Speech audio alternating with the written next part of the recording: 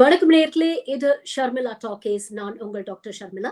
இன்னைக்கு நம்மளோட சிறப்பு விருந்தினரா இணைஞ்சிருக்கிறாரு அரசியல் விமர்சகர், மூத்த பத்திரிகையாளர் தோழர் ஜெகதீஸ்வரன் அவர்கள். வணக்கம் தோழர். 2023ஆம் ஆண்டு அரசியல் களத்துல பாத்தீங்கன்னா பல சுவாரஸ்யமான விஷயங்கள் நடந்தது. பல சர்ச்சைக்குரிய விஷயங்கள் நடந்தது. ஆனா இதற்கு இடையில சத்தமே இல்லாம பல பில்ஸ பார்லிமெண்ட்ல பாஜக எந்தவித டிஸ்கஷனும் இல்லாம பாஸ் பண்ணிட்டாங்க அப்படிங்கிற செய்தி எங்கேயோ மறைஞ்சு போயிடுச்சு. நிறைய பேருக்கு, பொதுமக்களுக்கு போய் சேரல அப்படின்னு தோணுச்சு. அதனால இந்த காணொளியில 2022ல என்னெல்லாம் முக்கியமான பில்ஸ் இன்ட்ரடியூஸ் பண்ணி பாஸ் பண்ணி இருக்கிறாங்க, அது எப்படி நம்மளை பாதிக்கும் அப்படிங்கிற ஒரு விஷயத்த பேசணும் அப்படின்னு தோணுச்சு. ஃபர்ஸ்ட் அண்ட் ஃபார்மோஸ்ட் பாத்தீங்கன்னா, இந்த பார்லிமெண்ட் செக்யூரிட்டி பிரீச் நடந்த டைம்ல எல்லோரும் பரபரப்பா அதை பத்தி பேசிட்டு இருக்கும் போது 2 முக்கியமான விஷயங்கள். ஒண்ணு இந்த கிரிமினல் லாஸ் உடைய அமெண்ட்மெண்ட், 3 கிரிமினல் லாஸ் உடைய அமெண்ட்மெண்ட் பில், அதையும் பாஸ் பண்ணிட்டாங்க. அதே மாதிரி எலெக்ஷன் கமிஷன் ஆபீசரை அப்பாயிண்ட் பண்ணக்கூடிய அந்த பில், இந்த 2 முக்கியமான பில்ஸை பாஸ் பண்ணியிருக்காங்க. இது 2 எப்படி நம்மளை பாதிக்கும், அதை பத்தி சொல்லுங்க. நீங்க சொன்ன மாதிரி இந்த பார்லிமெண்ட் பிரீச் அதுவே கூட இந்த பில்ஸ் எல்லாம் பாஸ் பண்றதுக்காக நடந்த திட்டமிட்ட ஒரு சதியம் தான் நான் நினைக்கிறேன். ஏன்னா ஆரம்பத்துல இந்த பிரீச் நடக்கும் பொழுது ஒரு பாஜக எம்பி ஒரு பாஸ் கொடுத்திருந்தா கூட நான் அப்போ ஒரு நோக்கம் எனக்கு தோணல. ஏன்னா இப்போ நம்மளுடைய தமிழ்நாடு எம்பி செந்தில்குமார் கூட பல நேரங்களில் ட்விட்டர்ல கேட்கிறாரு, நீங்க யாராவது பார்லிமெண்ட் செஷனை பார்க்கணும் வாங்க, நான் பாஸ் கொடுக்குறேன்னு சொல்லி சொல்றாரு. ஒரு நல்ல நோக்கத்துல அவர் எல்லாரும் பார்க்கணும் அப்படின்னு நினைக்கிறவங்க வாங்க. சட்டமன்றத்திலே கூட பல நேரங்கள்ல நம்ம எம்எல்ஏ எல்லாம் பேசணும், அவனுக்கு பார்க்கணும் ஒரு ஆசை இருக்கு அப்படின்னு சொன்னீங்கன்னா வாங்க பாருங்க, அந்த நிகழ்வுகளை நீங்க தெரிஞ்சுக்கலாம் அப்படின்னு சொல்லி சொல்லுவாங்க. ஸோ அந்த மாதிரி நோக்கம் நான் ஃபர்ஸ்ட் தோணல.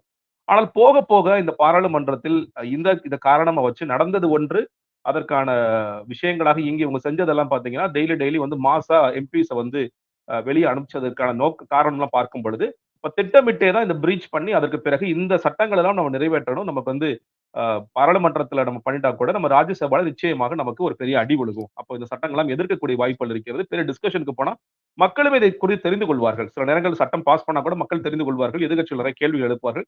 ஏன் இந்த சட்டம் நீங்க பாஸ் பண்றீங்க, சில கேள்வி எல்லாம் எழுப்பப்படும் அப்படிங்கிற காரணத்துக்காக திட்டமிட்டே நடந்த சதியாகத்தான் நான் பார்க்கிறேன். இது என்னுடைய கருத்து, இதை நான் பார்க்கிறேன். இப்ப நீங்க கேட்டக்கு 3 விஷயங்கள். இப்போ முதல் விஷயம் இந்த நமக்கு பிரபலமாக பேசப்பட்டிருக்கிற இந்த IPC act, Indian penal code, CrPC criminal code of procedure, அதே மாதிரி இந்தியன் எவிடன்ஸ் ஆக்ட், சாட்சிய சட்டம், இந்த 3 சட்டங்களும் மாத்துறாங்க. என்ன காரணத்துக்காக நீங்க மாத்துறீங்க அப்படின்னு சொல்லி கேட்டீங்கன்னா, இதெல்லாம் கலோனியல் ஏரால எழுதப்பட்டது. பிரிட்டிஷார்ஸோடைய ஆட்சியின் போது அவர்களுக்கு ஏதுவாக இந்த சட்டங்கள் இயற்றப்பட்டது. இன்னும் நம்ம அந்த மைண்ட் செட்ல இருக்கும், அதை விட்டு வெளியே வரணும் அப்படின்னு சொல்லி அவர் சொல்றாரு. இன்னும் சொல்லப்போனா அமித்ஷா அவர்கள் சொல்லும் பொழுது, சட்டங்கள் குறித்து பேசும்பொழுது டெரரிசம் அப்படிங்கிறதுக்கே சரியான டெபினிஷனே இல்ல அப்படிங்கிறதா சொல்றாரு. ஒரு பக்கம் இன்னொரு டெரர் ஆக்ட் இங்க நடந்துட்டு இருக்கு, அந்த நேரத்துல ஒரு டெரரிசம்ங்கிறது என்னன்னு சொல்லப்படலன்னு வித்தியாசமான ஒரு முரணான விஷயங்கள்லாம் சொல்கிறார் அப்படிங்கிறத பார்க்கணும். முதல்ல அந்த சட்டங்களோட பெயர்கள் சத்தியமா எனக்கு ஹிந்தியில எனக்கு வராது. அதனால நான் ஆங்கிலத்துல சுருக்கம் சொல்றேன். பிஎன்எஸ், பிஎன்எஸ்எஸ், பிஎஸ்பி அப்படிங்கிற இதுல படிக்காங்க. அது என்னென்னமோ வார்த்தைகள். ஏன்னா இன்னும் சொல்லப்போனா இப்ப தமிழ்நாட்டுல அந்த சட்டம்லாம் அமலாகும் பொழுது நம்ம காவல்துறையில காவலர்களே இந்த சட்டத்தை எப்படி ஹேண்டில் பண்ண போறாங்க, ஐபிஎஸ்ல போடணும் சார், ஐபிஎஸ்க்கு பாரதிய நியாயா என்னங்க இது புதுசா ஏதோ பண்ணிருக்காங்களே அப்படின்னு சொல்லிட்டு இந்த முதல்ல இது முழுக்க ஒரு திணிப்பு தான். இது நான் ஹிந்தியில தான் பேர் வைப்பேன், பாரதியான்னு சொல்லி தான் பேர் வைப்பேன். அப்படி நீங்க அதுக்கு பிறகு நியாயம் ஏதாவது பேர் வச்சுக்குவேன், அதை நீங்க ஏத்துக்கொண்டுதான் ஆக வேண்டும் அப்படிங்கிறத அவங்க சொல்லியிருக்கிற முதல் விஷயமாக பார்க்கிறேன். ஸோ இதுல இந்த சட்டத்தை எப்படியாவது நம்ம பாஸ் பண்ணிடணும், கலோனியல் ஏரால இருக்கிற சட்டங்கள் அப்படின்னு சொல்லி சொல்றாங்க. ஆனால் உண்மையிலேயே பல சரத்துகளை படிக்கும் பொழுது அவங்க என்ன சொல்றாங்கன்னா, இது கலோனியல் ஏராவுடைய அப்டேட்டட் வெர்ஷன் மாதிரி தான் பல விஷயங்கள் இருக்கிறது, இதுல இருக்கிற விஷயங்கள் எல்லாம் அப்படிங்கிற மாதிரி. மிக குறிப்பாக நீங்க அரசாங்கத்தை கேள்வி எழுப்புறது, இல்ல அரசாங்கத்தை கேள்வி கேட்கறதுக்கு நீங்க கடுமையான தண்டனைகள் கொடுக்கப்படணும் அப்படிங்கறத இந்த சட்டங்கள்ல சொல்லிக்கிற. இன்னும் நிறைய ஷரத்துகள் நமக்கு தெரியல. ஒண்ணு, இன்னொன்று இது எப்ப இம்ப்ளிமெண்ட் பண்ண போறாங்க, இது என்ன நோட்டிஃபை பண்றதுக்கு அப்புறம் நீங்க இம்ப்ளிமெண்ட் பண்ண சொல்றாங்க. ஏன்னா பிரசிடென்ட் தங்களுடைய அசென்ட்டை கொடுத்துட்டாங்க, திரௌபதி முர்மு அவர்கள். அதை கொடுத்த பிறகு கூட எப்பொழுது இது வருங்கிறது தெரியல. வந்த பிறகுதான் இது ஒவ்வொரு விஷயத்துல என்னென்ன மாற்றங்கள் செஞ்சிருக்காங்க அப்படிங்கிறது நமக்கு டீட்டெயிலா தெரியும். இப்போக்கி ரொம்ப மேலெழுந்த வாரியாக பார்க்கும் பொழுது இது முழுக்க அரசாங்கத்தை யார் கேள்வி எழுப்பினாலும், கேள்வி கேட்டாலும் அவர்களை அவர்கள் கடுமையான நடவடிக்கை எடுக்க முடியும் அப்படிங்கிற விஷயங்களை சொல்கின்ற விஷயமாகத்தான் இந்த 3 சட்டங்களுமே மாற்றப்பட்டிருக்கிறது அப்படிங்கிறதா எல்லோருடைய பார்வையாகவும் இருக்கிறது. உதாரணத்துக்கு அதுல போலீஸ் ரிமாண்ட்ல எடுக்கிறது 15 நாட்கள் அப்படிங்கிறது 90 நாட்களாக உயர்த்தப்பட்டிருக்கிறது அப்படிங்கிற ஒரு விஷயத்த நிறைய பேர் பதிவு பண்றாங்க. அதில் அது எப்போ இன் எஃபெக்ட் எப்போ வரப்போகுது அப்படிங்கிறது நமக்கு தெரியாது. ஆனா இருந்தாலும் அது பொதுமக்களுக்கு ஆதரவாக இருக்கக்கூடிய ஒரு விஷயமா இல்ல. இன்ஃபேக்ட் கொலோனியல் ஏரா விட இன்னும் கடுமையா இருக்கு அப்படிங்கிற நம்மளால பார்க்க முடியுது. அடுத்தது இந்த chief election commissioner appointment and இது இது வந்து சுப்ரீம் கோர்ட்ல கொடுத்த ஒரு ஜட்ஜ்மெண்ட்டை ஓவர் டர்ன் பண்ணி இந்த ஒரு விஷயத்த வந்து இவங்க பாஸ் பண்ணியிருக்கிறாங்களே, இதனுடைய நோக்கம் என்ன? 2024 கொஞ்சம் டஃப் ஃபைட்டா இருக்கும். சோ நமக்கு சாதகமான விஷயங்கள் எல்லாம் பண்ணிடலாம் அப்படிங்கிற நோக்கத்துல பாஸ் பண்ணியிருக்காங்களா? ஆமாம். இந்த இந்த சட்டம் ஏன் மாற்றப்படுகிறதுன்னு முதல்ல கேட்டீங்கன்னா, 2015 ஒரு வழக்கு தொடுக்கப்படுகிறது. எலக்ஷன் கமிஷனர்ஸ எப்படி அப்பாயிண்ட் பண்றது அப்படிங்கிறது நம்மளோட ப்ரொவிஷனல் சட்டங்கள்லே இல்ல. அவங்க வந்து இப்பைக்கு அரசாங்கம் ஏதோ அப்பாயிண்ட் பண்றாங்க. அது எந்த அடிப்படையில பண்றாங்கங்கிறது தெரியல. அவங்கள எப்படி செலக்ட் பண்றாங்கங்கிறது தெரியல. அப்படின்னு தான் ஒருத்தர் வழக்கு தொடுக்கிறார். இந்த வழக்க வந்து நீண்ட காலமாக விசாரித்த உச்சநீதிமன்றம் கடைசியா என்ன சொல்றாங்கன்னா, நீங்க வந்து ஒரு சட்டம் இயற்றுகிற வரைக்கும் நாங்க ஒரு மெத்தட் சொல்றோம். அந்த மெத்தட்ல யார் யார் இருப்பாங்கன்னா, ஒரு செலக்ட் கமிட்டி இருப்பாங்க. அதுல வந்து பிரைம் மினிஸ்டர் இருப்பாரு. ஒரு அப்போசிஷன் லீடர் இருப்பாரு. அப்புறம் சிஜேஐ உச்சநீதிமன்றத்துடைய தலைமை நீதிபதி. இவர்கள் 3 பேரும் இணைந்து இத செலக்ட் பண்ணலாம். அப்படின்னு பார்க்கும்போது இதுல என்னன்னு கேட்டீங்கன்னா, ஒரு பக்கம் லெஜிஸ்லேட்டிவ் பாடியும் இருக்கு. ஒரு ஜுடிஷியரி பாடியும் இருக்கு. சோ இவங்க 2 பேரும் சேர்ந்து செய்யும் பொழுது, அது சரியான ஒரு நேர்மையான ஒரு எலக்ஷன் கமிஷனர் வருவதற்கான தலைமை தேர்தல் ஆணையம் வருவதற்கு வாய்ப்புகள் இருக்கு அப்படிங்கறதுக்காக இத வந்து சிஜேஐ வைங்கன்னு சொல்றாங்க. இதுவரைக்கும் இது குறித்து பெரிய அக்கறை இல்லாது. இன்னும் சொல்லப்போனா 2015 இந்த வழக்கு தொடுத்த உடனேயே பாரதிய ஜனதா கட்சி இந்த விஷயத்தை எடுத்திருக்கலாம். கையில எடுத்து எலக்ஷன் கமிஷனர் அப்பாயின்ட்மென்ட்க்கு நாங்க இந்த மாதிரி சட்டம் கொண்டு வரோம். ஏற்கனவே ஆர்டிஐல இருக்கு. சிஐசி கமிஷனர்ஸ் எப்படி நாங்க அப்பாயின்ட் பண்றோம்னு இருக்கு. சிபிஐ எப்படி அப்பாயின்ட் பண்றோம்னு எங்களுக்கு சட்டம் இருக்கு.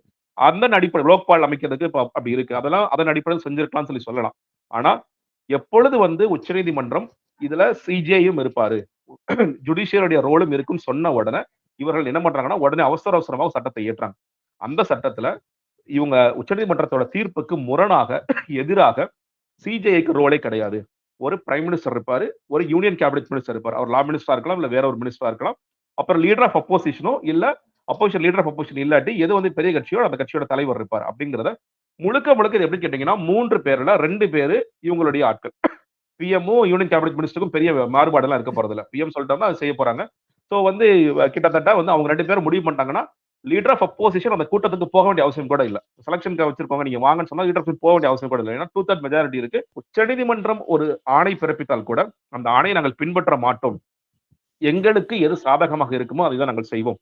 மறுபடியும் எங்களுக்கு பிடித்த ஒரு நபர் நாங்க வந்து எலக்ஷன் கமிஷனர் இவர் தான் நியமிக்கிறோம்னு நினைச்சோம்னா கிட்டத்தட்ட முன்னாடி இருந்த மாதிரி தான். முன்னாடி செலக்ஷனுக்கு எப்படி கேட்டீங்கன்னா மத்திய அரசாங்கம் யார் நினைக்கிறாங்களோ அவங்க தான் வந்து சீஃப் கமிஷனர்ஸா போட்டுட்டு இருந்தாங்க, எலக்ஷன் கமிஷனர் போட்டுட்டு இருந்தாங்க.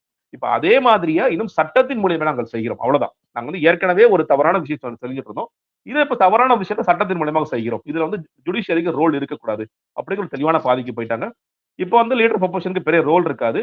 இப்போ மோடி அவர்களும் அதுல கேபினெட் மினிஸ்டரா இருக்கிற வேற ஒருத்தர் சட்டத்துறை அமைச்சராக யாராவது ரவிசங்கர் பிரசாத் இருக்காருன்னா 2 பேர் சேர்ந்து ஓகேங்க இவரை எனக்கு பிடிச்சிருக்கு இவர் எடுத்துக்கலாம்னா லீடர் ஆஃப் அப்போசிஷன் என்ன கூச்சல் போட்டாலும் கத்து கத்துறாலும் எதுவுமே மாறாது. அவர்கள் யாரை முடிவு செய்தார்களோ அந்த சர்வாதிகார போக்கு மட்டும்தான் அது இருக்குங்கிறதா இன்னைக்கு வந்திருக்க சட்டமாக நான் பார்க்கிறேன். இவங்க தேர்ந்தெடுத்து அப்பாயிண்ட் பண்றவங்க இவங்களுக்கு சாதகமா தான் பல விஷயங்களை செய்வாங்க அப்படிங்கிறது எழுதப்படாத ஒரு விதி அப்படிங்கிறது நமக்கு தெரியுது.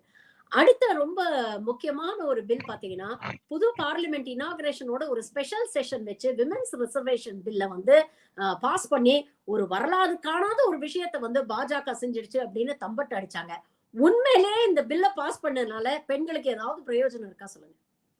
முதல்ல வந்து இந்த விமன்ஸ் ரிசர்வேஷன் பில் கிட்டத்தட்ட நம்ம ஒரு 30-40 ஆண்டுகளாக பேசிக் கொண்டிருக்கிறோம். நீங்க அன்னைக்கு பேசும்பொழுது 33% இடஒதுக்கீடுங்கிறது பெரிய விஷயமா இருந்திருக்கலாம். இன்னைக்கு 33% இடஒதுக்கீடு நம்ம பேசணுமா முதல்ல? 50% இடஒதுக்கீடு நோக்கி நகர்ந்திருக்கணும்.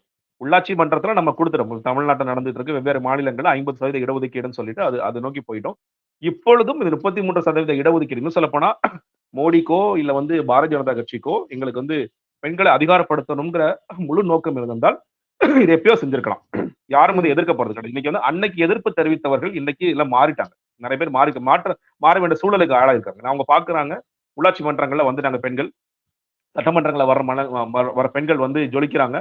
உள்ளாட்சி மன்றங்கள்ல பல சாதனைகளை நிகழ்த்திட்டு இருக்காங்க. நீங்க பாராளுமன்றத்திலையும் நிறைய மாற்றங்கள் நடந்துகிட்டு இருக்கு. கட்சியோட தலைவர்களாக பெண்கள் இருக்கிறார்கள். அப்பெல்லாம் பார்க்கும் பொழுது இன்னைக்கு நம்ம எதிர்த்துட்டு இருந்தோம்னா பெண்களுடைய வாக்குகளை நம்ம இழக்க வேண்டிய நிலை ஏற்படும் அந்த கட்சிகளுக்கு தெரியும். அதனால எந்த கட்சியுமே ஒரு சில கட்சிகளுக்கு ஒரு மைண்ட் செட் இல்ல பெண்கள் வரக்கூடாதுன்னு நினைச்சிருந்தா கூட இன்னைக்கு எதிர்க்கக்கூடிய சூழல் இருக்காங்களா இல்ல எதிர்க்கக்கூடிய சூழலே இல்லை. பாஜகவுக்கு ஒரு பெரும்பான்மை ஒரு மெஜாரிட்டி கவர்மெண்ட் இது 2014 2019 சரி அப்பவே செஞ்சிருக்கலாம்.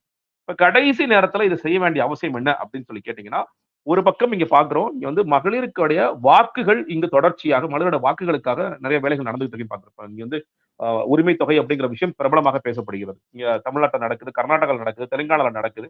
அப்ப பெண்களுடைய வாக்குகள் வந்து அந்த பக்கம் போயிடுமோ அப்படிங்கிறது காரணத்திற்காக பெண்களை அதிகாரப்படுத்துவதற்கு அடையாளமாக நான் ஒன்று செய்கிறேன் அப்படிங்கிறதுக்காக மட்டும்தான் அவசர அவசரமாக ஸ்பெஷல் செஷன் வச்சு நான் கொடுக்குறேன். சரி ஓகேங்க சார் நல்ல விஷயம் நீங்க கொண்டு வந்துட்டீங்க. சரி, அப்ப அதற்கு அர்த்தம் என்ன? 2024லயே நம்ம வந்து இம்ப்ளிமெண்ட் பண்ண போறோம்னா, இல்ல அதெல்லாம் கிடையாது. நாங்க முதல்ல வந்து சென்சஸ் எடுக்கணும். பாப்புலேஷன் சென்சஸ் எடுக்கணும். 2025ல சென்சஸ் எடுத்து அதற்கு இது அமுல்படுத்தப்படும் அப்படிங்கிறது சொல்லிட்டாங்க அப்படின்னா, இது பேரளவுக்கு நாங்க அடையாளமா ஒரு விஷயத்த செஞ்சிருக்கோமே தவிர, அது எங்களோட ஆட்சி காலத்துல இம்ப்ளிமெண்ட் ஆகாது அப்படிங்கிறத சொல்லிட்டாங்க. அதுக்கான அர்த்தம் என்ன?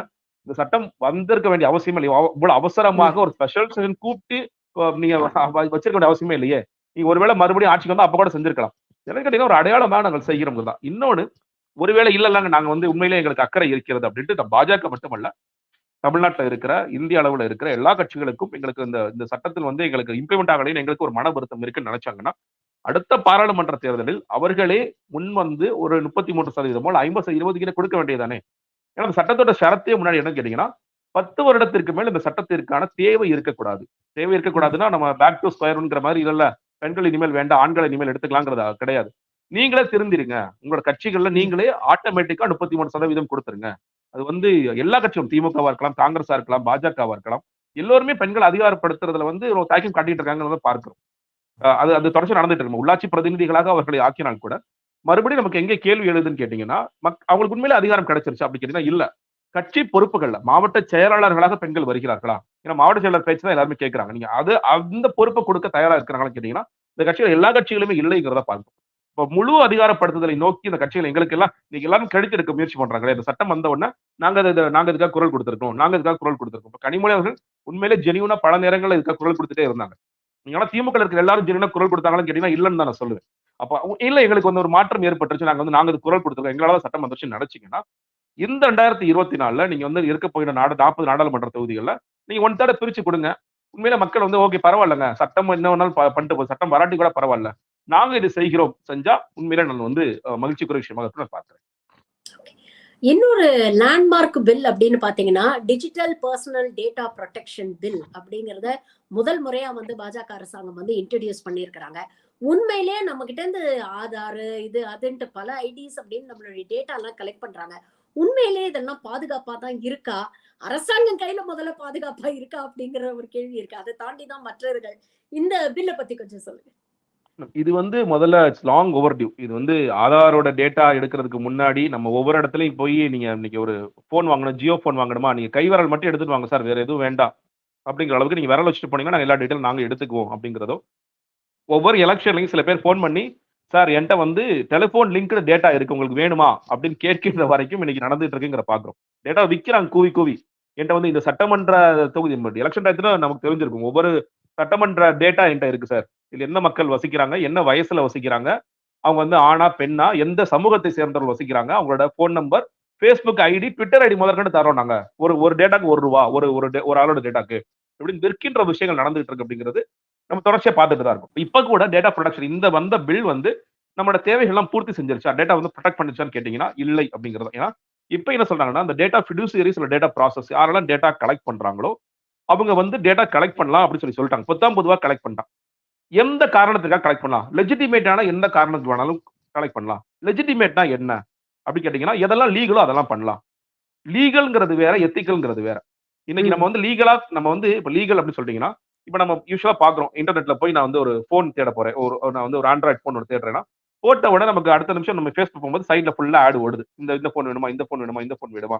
ஏன்னா இன்னைக்கு ஏஐ ஆர்டிபிஷியல் இன்டெலிஜென்ஸ் ஒரு மிகப்பெரிய ரோல் ப்ளே பண்ணிட்டு இருக்குங்க பார்க்கிறோம். ஆர்டிபிஷியல் இன்டெலிஜென்ஸ் நன்மையும் இருக்கு, தீமை இருக்குங்கிறதையும் பார்த்துட்டு இருக்கோம். அப்போ அத புரொடெக்ட் பண்ற அளவிற்கு இப்ப இந்த மாதிரி அந்த டார்க் வெப்சைட்ஸ் வச்சுக்கிட்டு நம்ம வந்து என்ன வாங்குறோமோ அந்த டேட்டா எல்லாம் எடுத்துறாங்க. எடுத்து பண்றதுக்கு இதெல்லாம் மாறப்போகிறதா கேட்டால் இல்லை அதெல்லாம் மாறாது. அவங்கள பொறுத்தவரைக்கும் Facebookஓ, Twitterஓ செய்றது லீகல். எத்திக்கலா, அன்எத்திக்கலாங்கிற விஷயத்துக்குள்ள நாங்க போகவே இல்ல. டேட்டா ஃபிடுசியரிஸ் என்ன வேணாலும் பண்ணலாம். அத வந்து நீங்க கேள்வி எல்லாம் கேட்க முடியாது அப்படிங்கிறது இருக்கு. அன்லெஸ் அண்ட் சில்ட்ரனா இருந்தா மட்டும் அப்படின்னு சொல்லியிருக்காங்க. ஓகே சைல்டு அப்படின்னு சொல்றதுக்கு ஒரு கார்டியன் வந்து அத வந்து ஓகேன்னு சொல்லணும் அப்படின்னா, அத கார்டியன் தான் சொன்னாருங்கிறதுக்கு என்ன ஒரு அத்தாட்சி இருக்குன்னு கேட்டீங்கன்னா, அதுக்கும் அத்தாட்சி கிடையாது. இப்ப ஒண்ணும் இல்ல என்னோட பொண்ணோ, பையனோ 11 வயசு ஆகுது. அவன் வந்து கேட்கறாங்க லீகல் டெர்ம்ஸ் வந்து நீ வந்து உன்னோட வயசு என்ன? இல்ல வந்து உங்க அப்பா, அம்மா சைன் பண்ண சொல்லுன்னு சொல்றாங்கன்னா, அவனே சைன் பண்ணிட்டான். அவனே ஒரு டிக் குடுத்துட்டு போயிட்டான்னா முடிஞ்சு போச்சு வேல. நீ ஆர் யூ ஓவர் 18ன்னு கேட்டா நம்ம அண்டர் 15 இருந்தா கூட 18 சொன்னா அவ்வளவுதான் முடிஞ்சிருச்சு. சோ அத வந்து புரொடெக்ட் பண்றதுக்காக இந்த டேட்டா புரொடெக்ட் பண்றதுக்கு சரத்துகள் இருக்கான்னு கேட்டீங்கன்னா, அந்த சரத்துகள் எல்லாம் இல்லாமல் இருக்கு. இன்னுமே சட்டங்கள் வந்து ஓட்டையாகத்தான் இருக்கிறது. இன்னொன்னு நம்ம வந்து இன்னைக்கு வரைக்கும் டிஜிட்டல் மார்க்கெட்டிங்ஸ் ஆக்ட் கொண்டு வரல. சோ ம். எதெல்லாம் மார்க்கெட் பண்ணலாம் அந்த டிராஃப்ட் அது வந்து டிராஃப்ட் கூட நம்மள்ட்ட இல்ல. அது கொண்டு வராம ஆன்லைன்ல வர டேட்டாவை ப்ரொடெக்ட் பண்ண முடியுமான்னு கேட்டீங்கன்னா, அது ப்ரொடெக்ட் பண்ணவே முடியாது. இவங்க எல்லாமே ரிவர்ஸ்ல பண்ணிட்டு இருக்காங்க. முதல்ல வந்து டேட்டாவ கலெக்ட் பண்ணிட்டாங்க. டேட்டா எல்லா இடங்களுக்கும் போயிடுச்சு. அதுல வந்து பாதுகாப்பு இல்லை. ஆதார் டேட்டாவா இருக்கலாம், இல்ல நம்ம பேங்க் டேட்டாவா இருக்கலாம். சில நேரங்கள்ல சொல்றாங்க. மாசா வந்து காம்ப்ரமைஸ் ஆயிடுச்சு. உங்க பின் நம்பர்லாம் நீங்க மாத்தீங்கன்னு சொல்லி சொல்றாங்க. எல்லா டேட்டாவும் நீங்க ஏற்கனவே மிஸ்யூஸ் பண்ற. சரி இனிமேலாவது அத ப்ரொடெக்ட் பண்ண போறாங்களான்னா, இல்லை. இன்னுமே சட்டங்களில் பல ஓட்டைகள் இருக்கு அப்படிங்கிறத அது காண்பிக்குது. இன்னும் 2 முக்கியமான பில்ஸ் பார்த்தீங்கன்னா, ஒண்ணு டெலிகம்யூனிகேஷன் பில், இன்னொன்னு போஸ்ட் ஆஃபிஸ் பில். இப்ப எப்படி ஆயிடுச்சுன்னா, இந்த ஜெயில்ல இருக்கக்கூடிய கைதிகள் வந்து ஃபோன் பேசினா அவங்க ஒட்டு கேட்பாங்க. இல்ல அவங்களுக்கு லெட்டர் வந்துருச்சுன்னா பிரிச்சு படிப்பாங்க அப்படிங்கிற மாதிரி, நாட்டுடைய பாதுகாப்புக்கு அச்சுறுத்தல் அப்படிங்கிற ஒரே காரணத்த வச்சு, நம்ம வாட்ஸ்அப் செய்திகளா இருக்கட்டும், இல்ல நம்ம ஃபோன் கால்ஸா இருக்கட்டும், இல்ல நம்ம லெட்டர்ஸா இருக்கட்டும், எல்லாத்தையுமே பிரிச்சு படிக்கக்கூடிய ஒரு யூனிலேட்டரல் அதிகாரத்த வந்து இன்னைக்கு அரசாங்கம் வந்து கையில எடுத்திருக்கு. இந்த பில்ஸ் மூலமா. இத எப்படி பார்க்குறீங்க? நீங்க சொன்ன மாரி முதல்ல இந்த ம இந்தியன் பீனல் கோட் அந்த பில்ல மாத்துற மாதிரி, இதுவும் வந்து பாராளுமன்ற பிரீச்க்கு அப்புறம் தான் டெலிகம்யூனிகேஷன் பில் வந்து பாஸ் பண்ணிட்டு ராஜ்யசபால ஆட்களே இல்லாத போது தான் பாஸ் பண்ணாங்க பார்க்கிறோம். இப்ப எப்படி ஆச்சுன்னு கேட்டீங்கன்னா, இப்ப WhatsAppல நான் வந்து உங்களுக்கு நான் வந்து ஒரு அரசாங்கத்தை விமர்சிச்ச செய்தி அனுப்புறேன். இது ம். அரசாங்கத்துக்கு தெரிய வருதுன்னா பிளாக் பண்ணிடுவாங்க. அது சைனா இருக்கலாம், இல்ல வந்து ஒரு செய்தியா இருக்கலாம், இல்ல சிம்பலா இருக்கலாம், என்ன வேணாலும் இருக்கலாம். நீங்க வந்து எனக்கு அது வந்து நான் உங்களுக்கு ரொம்ப ஒரு என்ன சொல்றது? ஒரு டெரரிஸ்ட் மெசேஜ் அந்த மாரிலாம் இருக்க வேண்டிய அவசியம் இல்ல. ரொம்ப சாதாரணமான ஒரு மெசேஜ் நம்ம அரசாங்கத்துக்கு இப்ப நம்ம 2 பேரும் பேசுறோம். விமர்சிச்சு பேசுறோம். இல்ல இவங்க 2 பேர் பேசுறதே எங்களுக்கு பிடிக்கல. இத பிளாக் பண்ணுங்க. இந்த சேனல பிளாக் பண்ணுங்க அப்டின்னா பிளாக் பண்ணிட்டு போயிட்டே இருப்பாங்க. இது மோசமான சட்டம் இல்லையா? ஒரு ஜனநாயக நாடுன்னு சொல்லி சொல்றோம். ஜனநாயக நாட்டுல இன்னும் சொல்லணும் சைனால கூட இவ்வளவு மோசமான சட்டங்கள் இருக்குமான்னு தெரியல. ஒரு ஒரு ஒரு சாதாரண குடிமகன் ஒரு செய்திய அனுப்புறதையும், அனுப்பக்கூடாததையும் நான் கண்காணிப்பேன். இந்த செய்திய ஏன் அவன் அனுப்புறான்? இத ஸ்டாப் பண்ணுவேன். இந்த செய்தி எனக்கு பிடிக்காத செய்தி, எனக்கு ஒவ்வாத செய்தி அப்படின்னு நான் நினைச்சேன்னா, அத கண்டிப்பா காலி பண்ணுவேன். அவன் இனிமேல் ஃபோனே யூஸ் பண்ணக்கூடாது. ஃபோன் யூஸ் பண்ண முடியாதபடி, அவனோட சோசியல் மீடியா கணக்கெல்லாம் முடக்குற மாதிரியான விஷயங்கள் என்னால பண்ண முடியும். அப்படிங்கிற ஒரு பயங்கரமான அதிகாரத்த, ஒரு அதிகார குவியல செய்கின்ற சட்டமாகத்தான் இது பார்க்கிறேன். அதே மாரி இது போஸ்ட் ஆஃபிஸ் ஆக்ட்டுமே கூட, நீங்க இதுல வந்து இது வந்து சோசியல் மீடியால ஆன்லைன்ல இது நடக்குதுன்னா, இது ஆஃப்லைன்ல ஒருத்தர் ஒரு கடிதம் எழுதுகிறார். அந்த கடிதத்தை பிரித்து பார்க்கக்கூடிய இது ஏன் ஏன் பிரிச்சு பார்க்குறீங்கன்னா, இல்ல இந்த லெட்டருக்குள்ள தேசத்துக்கு குந்தகம் விளைவிக்கிற மாரி செய்திகள் இருக்கும்னு நான் நினைக்கிறேன். அதனால நான் பிரிச்சு பார்க்கிறேன். அதுக்கு எனக்கு அத்தாரிட்டி குடுத்திருக்காங்க கவர்ன்மென்ட்ல இருந்து. அப்படின்னு ஒருத்தர் நினைச்சு பார்க்கலாம்னா, பிரித்து பார்க்கலாம். உங்களோட கடிதங்களை அவர் பிரித்து படிக்கலாம். படிச்சுட்டு ஆமாமா தேசத்துக்கு இது வந்து சொல்லப்போனா, நீ சொன்ன மாரி ஜெயில்ல வர கடிதங்கள்லாம் பிரிச்சு பார்த்து தான் உள்ள போகுங்கிற மாதிரி, ஒரு சாதாரண குடிமகன் வேறொரு குடிமகனுக்கு ஒரு கடிதம் எதுவும் எழுதினாலும், இது யாருக்கு வேண்டுமோ யார் வேணாலும் அத அத அதாவது அத சட்டத்தால் அங்கீகரிக்கப்பட்ட அவர்கள் யார் வேண்டுமானாலும் அதை பிரித்து படிக்கலாம்ங்கிற மாதிரியான ஆயிடுச்சு. ஸோ நீங்க ஒரு பக்கம் நீங்க என்ன சொல்றாங்கன்னா, டிரான்ஸ்பரண்டா இருக்கும். அதெல்லாம் கிடையவே கிடையாது. இது முழுக்க முழுக்க இது வந்து அதிகாரம் எங்கள்ட்ட மட்டும் தான் இருக்கும். ஆட்சியாளர்களாக நாங்க என்ன செய்றோம்? நாங்க எப்படி வந்து உனக்கு கோடு போட்டு குடுக்குறோமோ, அது மாரி தான் நீ வாழணும். அத மீறிலாம் நீ வாழக்கூடாது. நாங்க சொல்ற ரோட்ல மட்டும் தான் நீ பயணிக்கணும். நான் சொல்ற விஷயங்கள மட்டும் தான் நீ நீ இன்னொரு இன்னொரு உணவு திணிப்பு மாரி, மொழி திணிப்பு மாதிரி, அதுலாவது வந்து நம்ம எதிர்க்கிறோம். ஹிந்தி மொழி ஏன்டா திணிக்கிறீங்கன்னு சொல்லிட்டு நம்ம எதிர்க்கிறோம். இதுல வந்து நீங்க எதிர்க்கலாம் முடியாது. நீங்க உங்கள காலி பண்ணிடுவாங்க. ஒட்டுமொத்தமாக நான் சொல்றபடி நீ வாழ்ந்தா இந்த நாட்டுல இருக்கலாம். இல்லாட்டி நீ இந்த நாட்டுல இருக்கவே முடியாது. அப்படிங்கிற இடத்திற்கு இந்த டெலிகம்யூனிகேஷன்ஸ் பில், இந்த போஸ்ட் பில் இதெல்லாம் போயிட்டு இருக்கு அப்படிங்கிறத பார்க்க வேண்டியதா இருக்குது. கடைசியான ஒரு முக்கியமான பில்லு. ஒரு G20 அப்படிங்கிற ஒரு மாநாட்ட நடத்துறாங்க. மேடைக்கு மேடை கிளைமேட் சேஞ்ச பத்திலாம் வந்து பிரதமர் பேசுறாரு. ஆனா ஃபாரஸ்ட் கன்சர்வேஷன் அமெண்ட்மென்ட் பில்னு ஒரு பில்ல பாஸ் பண்ணியிருக்கிறாங்க. கிட்டத்தட்ட வடக்குல பார்த்தீங்கன்னா, 50,000 மரங்களை வெட்டி வீழ்த்தி அந்த இடத்துல வந்து அதானிக்கு வந்து அந்த கோல் தெர்மல் ப்ராஜெக்ட்டுக்காக குடுக்குறாங்கங்கிற செய்திகள் கேள்விப்படுறோம். மணிப்பூர்ல ஏற்படக்கூடிய கலவரம்க்கும் இதுதான் காரணம் காரணம், அப்படிங்கிற காரணம், காரணம். அளவுக்குலாம் சொல்றாங்க. இந்த பில்ல பத்தி சொல்லுங்க. இது எந்த அளவுக்கு நம்மளுடைய இயற்கை வளங்களை அழிக்கக்கூடிய ஒரு ஒரு பில் இது. நீங்க சொன்ன மாதிரி, நீங்க வந்து மணிப்பூர்ல ஒரு பெரிய போராட்டம் நடந்தது. அந்த போராட்டத்தை தொடர்ந்து தான் பெரிய கலவரம்லாம் வெடித்ததுன்னு சொல்லி சொன்னாங்க. இல்லை. அதற்கு முன்னாடி பிப்ரவரியிலேயே அந்த பிரச்சனை ஆரம்பித்து விட்டது. இந்த பிரச்சனை எங்க ஆரம்பிக்குதுன்னு கேட்டீங்கன்னா, அங்க வந்து பழங்குடியின மக்களுடைய இடங்களுக்கு போய், வசிப்பிடங்களுக்கு போய் அவங்கள விரட்டுறாங்க. இது வந்து நாங்க நோட்டிஃபை பண்றோம். இது ஃபாரஸ்ட் லேண்டே கிடையாது. நீ வெளிய போ அப்படின்னு சொல்லி விரட்டுறாங்க. அப்பொழுது தான் சிக்கல் ஆரம்பித்து விட்டது. அப்ப கவர்ன்மெண்ட் என்ன சொல்றாங்கன்னா, ஃபாரஸ்ட் எது காடு, எது காடு அல்ல அப்படிங்கிற டெஃபினிஷனே மாத்துறதுக்கு முயற்சி பண்றாங்க. இதெல்லாம் காடுகளே ம். கிடையாது.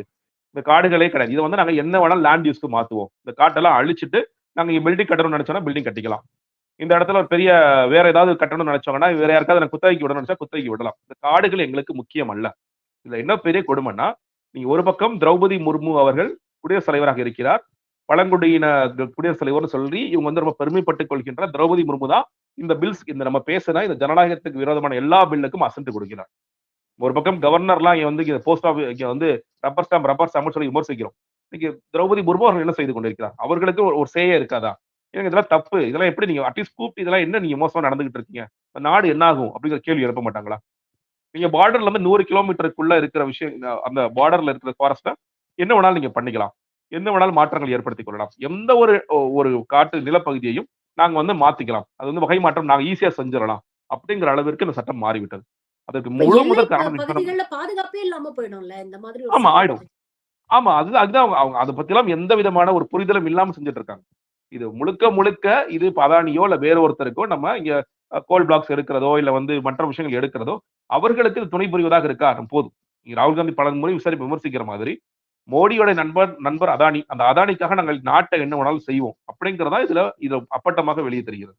அப்ப இதற்காக நாங்க காடுகள் எப்படி நாசமா போனாலும் எங்களுக்கு பரவால்ல. எங்களுக்கு வந்து காடுகள் குறித்துலாம் எந்த அக்கறையும் இல்ல. நீங்க வந்து ஒரு பக்கம் கிளைமேட் சேஞ்ச் குறித்து பேசும்போதெல்லாம் ரொம்ப சிறப்பா பேசுவாங்க. நாங்க அது பண்றோம், இது பண்றோம்னு சொல்லி சொல்லுவாங்க. யானைகள காப்பாத்தணும், புலிகள காப்பாத்தணும், சிங்கங்கள காப்பாத்தணும். ஆனா காடுகள அழிச்சிரணும்னா, காடுகள அழிச்சுட்டா இதெல்லாம் எப்படி இருக்கும்? இந்த இந்த இந்த உயிரினங்கள்லாம் எப்படி முதல்ல உயிர் வாழும்?